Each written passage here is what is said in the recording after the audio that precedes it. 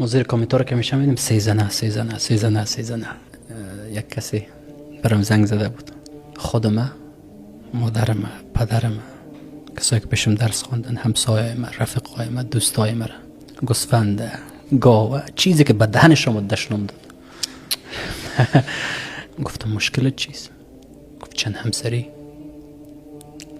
من گفتم از اصل حقیقت خبر داری؟ گفت نه.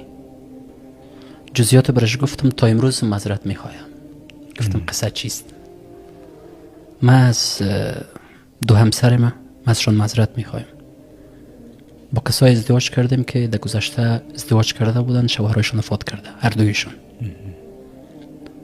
یکش تفاوت سنیش با من 15 سال است، از من کلانتر است. 15 سال.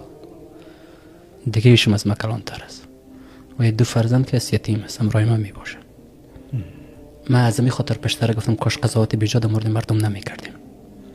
از دیگه ایش که از یک برادرش مشکلات عقلی داره، جسمن کلان شده و فکر طفولیت است، ذهن طفولیت است. نمیفهم دکتر سوای مرض چی میگن.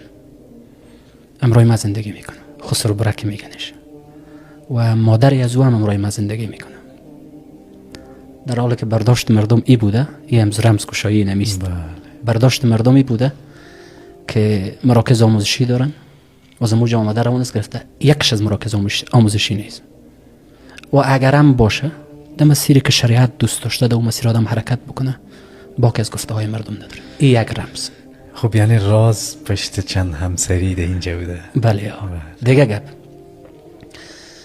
و من ایره همسرای ما شاید بشنوه، ایره من کدام ضعف فکر نمی کنم. نه یتیم بودن ضعف است، نه مسکین بودن ضعف است، نه فقیر بودن ضعف است.